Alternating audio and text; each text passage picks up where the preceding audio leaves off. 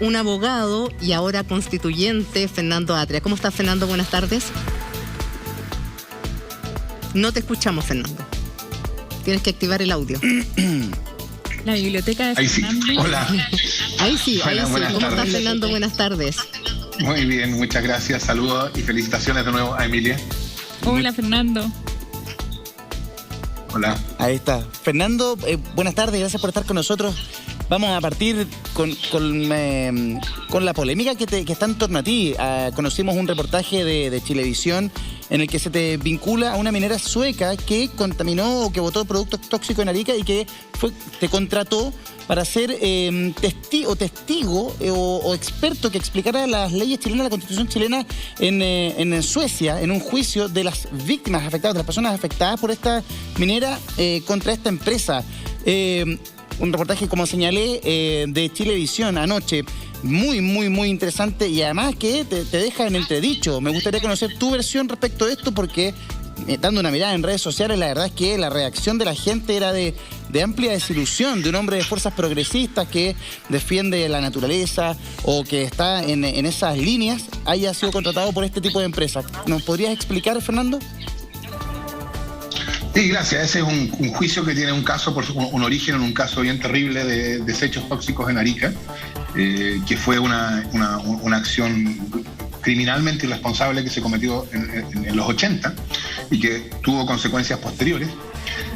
El caso en que mi participación fue en un caso en ese caso que tú mencionas, en el cual era posible que se tuviera que aplicar derecho chileno.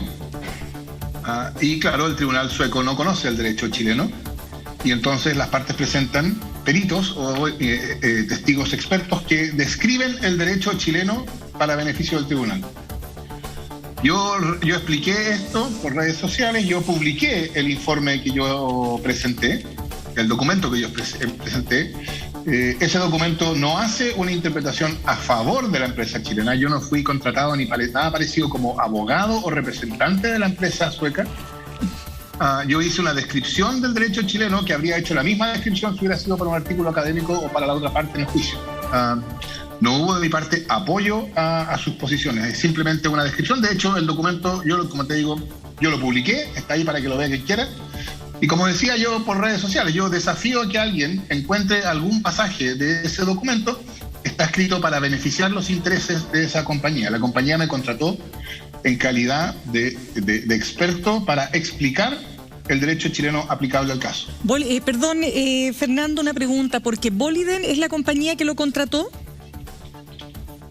O sea, yo no tuve contacto con Boliden, tuve contacto con los abogados, pero era la parte de Boliden, sí. Claro, lo que pasa es que la pregunta es la siguiente, porque usted decía justamente en el reportaje de Chilevisión y también en redes sociales que en el fondo no había un contrato propiamente tal, pero para entender la figura, usted habla de ser testigo experto, que lo acaba de explicar, ¿no?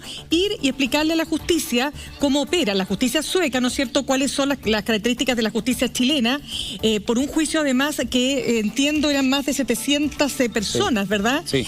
Un juicio que finalmente termina 796 víctimas que demandaban a la empresa por justamente el daño irreparable, en algunos casos generando muerte, ¿verdad? Por los desechos de plomo, mercurio, arsénico, entre otros componentes químicos que tenían estos desechos, ¿verdad? Que tuvieron que viajar desde Suecia hacia Chile para hacer una recapitulación de la historia. Esto en los años 80, uno entiende que esto en plena dictadura, la empresa que recibe los residuos acá paga recibe un pago entiendo de un poco más de $1 millón, $1,5 millones de la época, supongo que son, Fernando, pero para entender su participación ahí, la empresa, usted lo contacta en ese momento, estamos hablando de los años 80, ¿ocurre esto? ¿Cuándo ocurre? En los años 80, cuando esto ocurrió yo tenía como 16 años. No, yo fui contratado en el 2012 para informar del derecho chileno ante la posibilidad de que al caso se le tuviera que aplicar el derecho chileno. Yo trabajé en esto desde el 2012 hasta el 2016 o 17, en que hice mi presentación ante el tribunal. Como en todo caso de este tipo, el testigo tiene que ir al tribunal, así que declarar ante el tribunal. Pero lo importante aquí, para O sea, yo no tengo aquí nada que negar, nada que ocultar, aquí no hay nada que haya sido oculto. Mi participación en el tribunal fue pública, eso, o sea, nunca hubo nada extraño, oscuro. Y lo que me importa dejar en claro es que yo no participé como abogado de la empresa. Sí. Yo no fui a hacer una exposición del derecho chileno que fuera sesgada a favor de los intereses de la empresa, y como yo dije, yo no espero que nadie confíe en mi palabra para eso. Yo publiqué lo que yo le entregué al tribunal sueco, y yo, como dije, desafío a cualquier persona que lea ese documento y que documento en mano me muestre: en esta parte tú estás haciendo una interpretación favorable a la empresa sueca. Nada de eso hay. Fernando, mi participación fue como experto en el derecho chileno. A mí me queda muy clara tu participación como experto en la materia. No tengo tema con aquello. Sin embargo, te quiero preguntar, ¿no te sientes en entredicho por haber trabajado, haber sido contratado por una empresa que contaminó el norte de Chile, que enfermó a personas en nuestro país y de gente que además falleció en el camino? Es que no veo qué quiere decir ahí en entredicho. Yo no tengo ninguna simpatía, al contrario, por lo que ocurrió entonces. Creo que la empresa sueca actuó de un modo inaceptable. Creo que la empresa chilena, que en toda esta discusión está zafando, la empresa chilena, que a sabiendas trajo y dejó esos desechos ahí, actuó de una manera inenarrable. Que el Estado tampoco respondió adecuadamente cuando tenía que hacerlo. Claro. Y que, por supuesto, todo eso dañó a las víctimas, y las víctimas tienen el derecho a ser compensadas. Todo eso a mí me parece evidente. Claro. Y una de las cosas que uno esperaría de la nueva Constitución es que asegurara que cosas como esta no pueden ni de cerca volver a pasar. Fernando, pero de todas maneras, Fernando, entendemos que los abogados tienen, sobre todo cuando se... A ver, yo entiendo, Fernando, que en el caso particular suyo, usted además tiene un doctorado en la Universidad de Edinburgh, y me imagino que todo aquello también le ha significado contactos con el exterior y con compañías internacionales con las que se tienen que muchas veces, conectar o contactar.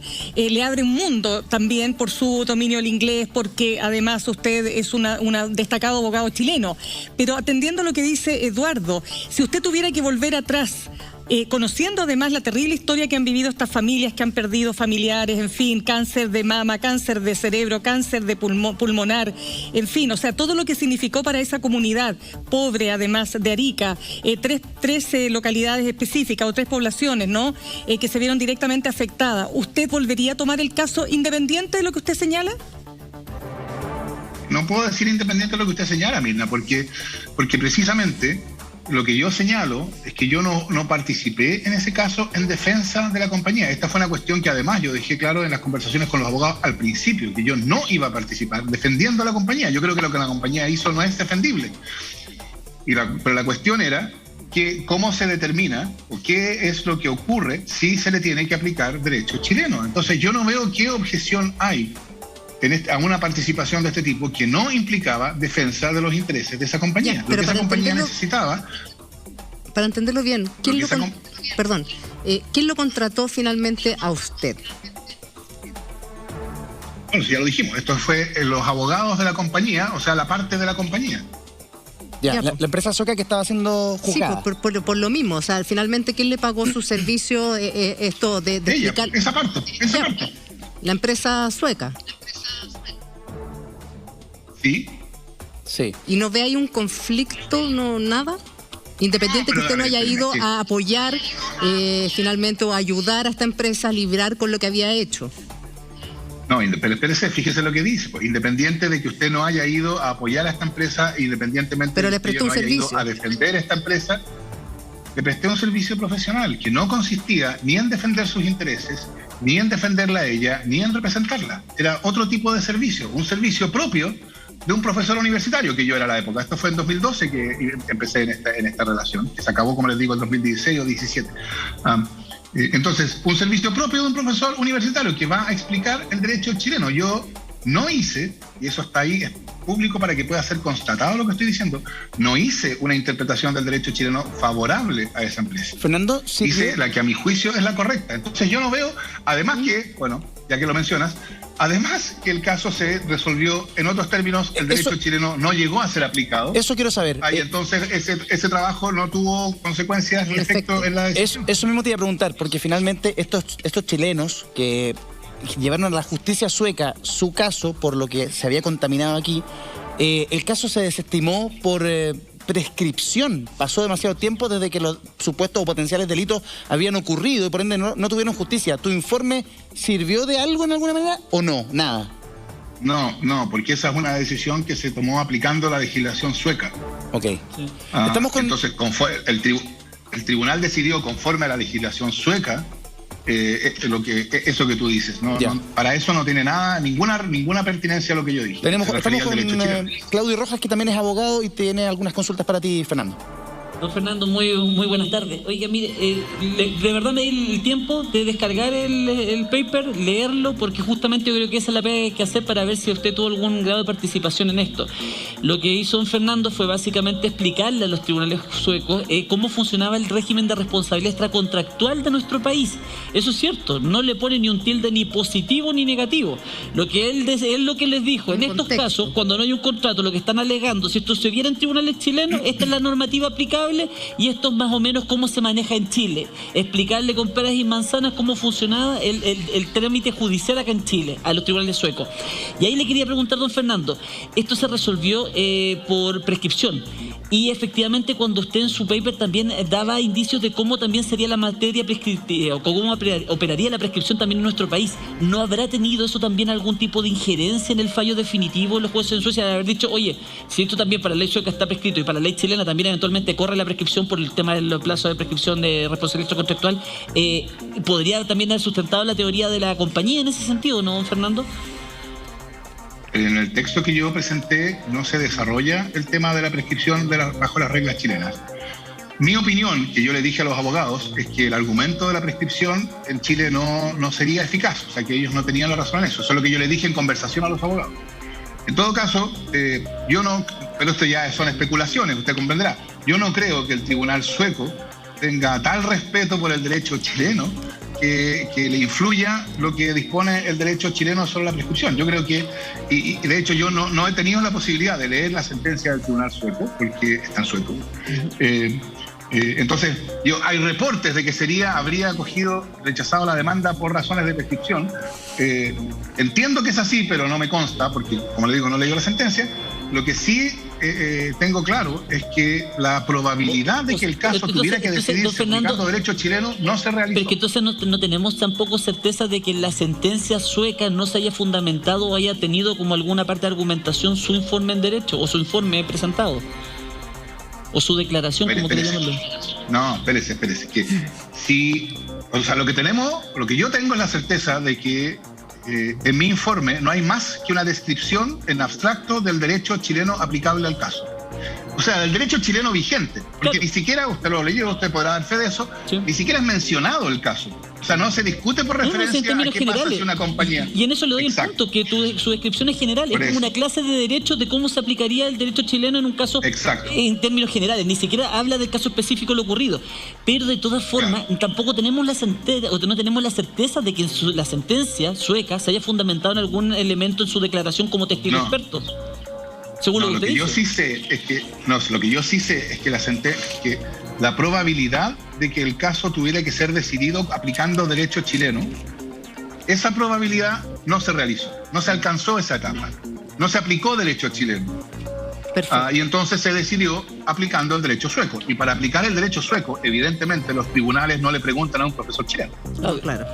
Aclarado el tema, nos interesaba, Fernando, poder conversarlo contigo. Te agradecemos que haya estado disponible porque era un tema que estaba rondando en las redes sociales y me parece que es muy importante de cara a tu nuevo rol como constituyente poder conversarlo, transparentarlo y aclararlo. Así que se agradece la transparencia.